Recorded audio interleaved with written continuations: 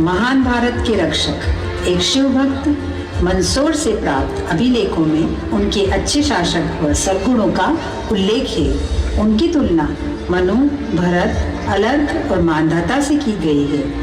इनका शासनकाल 520 से 540 ईस्वी की छठी शताब्दी में माना जाता है। इनके पिता का नाम प्रकाशधर्मन था। गुप्त साम्राज्य में सम्राट समुद्रगुप्त के शासनकाल में सेनापति के रूप में नियुक्त थे तथा मालवा के सामंत थे। इन्होंने श्वेत हुर्णों के राजा को बुरी तरह हराया था।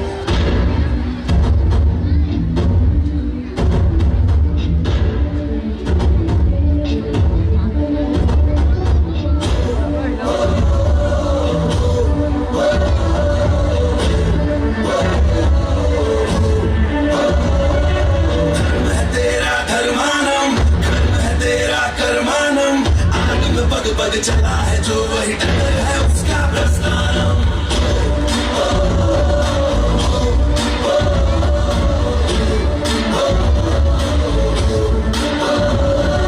कर्म है तेरा कर्मानम, कर्म है तेरा कर्मानम।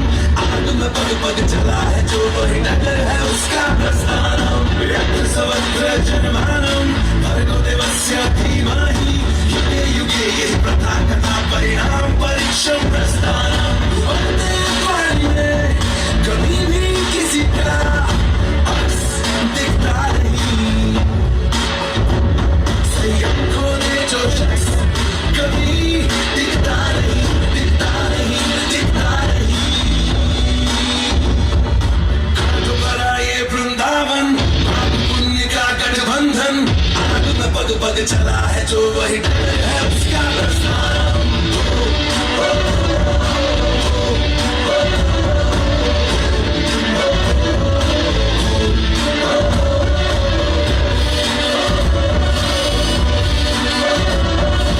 शासनकाल रहा। ये बहुत ताकतवर थे तथा बड़े बहरहम थे। गुप्त के अभिलेखों से प्राप्त जानकारी के अनुसार जब मिहिर कुल हुर्णों की सेना के साथ चलता था तो धरती भी थरथराने लगती थी। उनके रास्तों में जो भी कोई आता वह उसे मारता हुआ निकलता था। उन्होंने पूरे यूरोप को तबाह कर दिया था। जब गुप्त साम्राज्य का पतन चल रहा था तब उन्होंने गुप्त साम्राज्य पर अपना आधिपत्य स्थापित कर लिया था। इस वजह से जो वहाँ के सामंत थे उन्होंने अपने आप को स्वतंत्र घोषित कर दिया तथा अपना राज्य स्थापित कर लिया। उस समय उन्होंने मालवा पर आक्रमण कर दिया।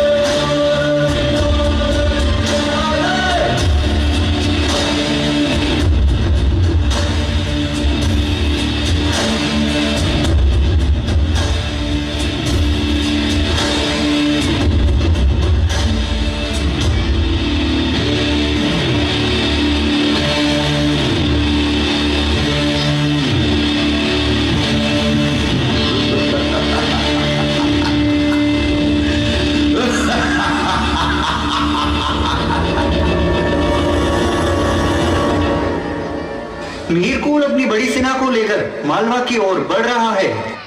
अब हम अपने मालवा को कैसे बचाएंगे? वह बहुत शक्तिशाली राजा है, उसे अपने मालवा को बचाना मुश्किल लगता है। हाँ, कोई भी योद्धा अकेले उसका सामना नहीं कर सकता। इसके लिए हमें एक वीर योद्धा महाराज यशोधर्मन की शरण में चलना चाहिए। वही हमें इस विपत्ति से छुटकारा दिला सकते हैं और हमारे राज्य को गलत हाथों में जाने से बचा सकते हैं। हाँ चलो महाराज यशोधर्मन की शरण में चलते हैं। तथा वह राजा यशोधर्मन के पास गए, वह अपनी व्यथा को सुनाया। ये बहुत विकट समस्या है, इसका मुकाबला करने के लिए हमें एक संघ का निर्माण करना होगा। मंत्रीवर, जी महाराज। गुजरात के मैत्री साम्राज्य, मगध के गुप्त साम्राज्य तथा धानेसर के पुष्यवती साम्राज्य को संदेश भेजा जाए। इस बड़ी विपत्ति का सामना करने के लिए हमें एकजुट होकर लड़ना होगा।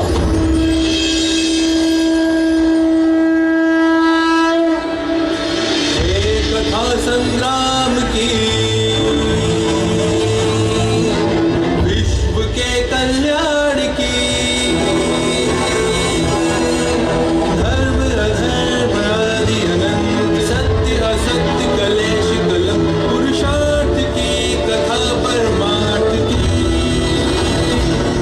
शक्ति है, भक्ति है, जन्मों की मुक्ति है, जीवन का ये संपूर्ण सार है।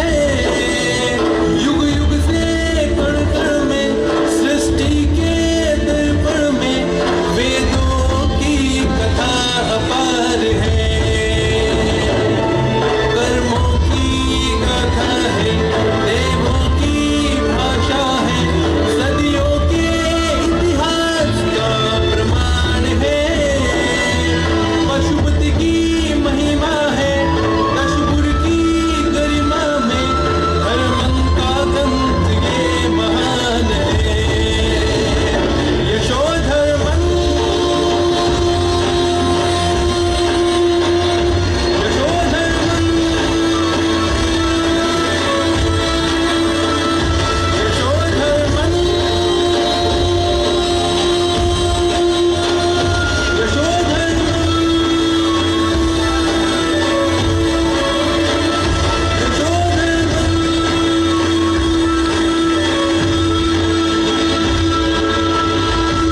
अब तो तुमने मेरी सेना का नाश कर दिया और युद्ध भी जीत लिया। अब क्या चाहते हो? मुझे क्यों कैद किया है? तुम्हारे घमंड को चूर करने के लिए तुम्हें बंदी बना रखा है। तुम्हें क्या लगा मालवा पर इतनी आसानी से अधिकार जमा लोगे? मेरे होते हुए ये कदापि संभव नहीं है। क्षमा करें महाराज, मुझसे बहुत बड़ी भूल हो गई जो मैंने मालवा पर आक्रमण कर दिया। मुझे जीवन दान दे, मुझे जीवन दान दे।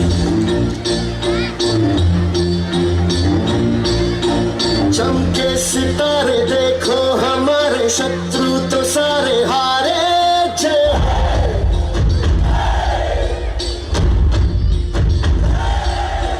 हम वो सिपाही जो है सदा ही रूप शिवा का धारे।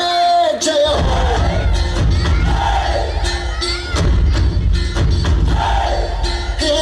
आज अंधेरे छटे हैं, कम हुए हैं घटे हैं, कल जो दुश्मन यहाँ थे आज पीछे हटे हैं।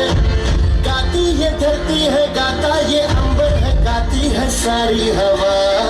तेरे मन में शिवा, मेरे मन में शिवा, सांसों में शिवा, प्राणों में शिवा, हर घड़ी में शिवा, हर दिशा में शिवा आज पूजा हुआ है। जय जय शिवा, तेरे मन में शिवा, मेरे मन में शिवा, सांसों में शिवा, प्राणों में शिवा, हर घड़ी में शिवा, हर दिशा में शिवा आज पूजा हुआ है। जय जय शिवा, तेरे मन में शिवा।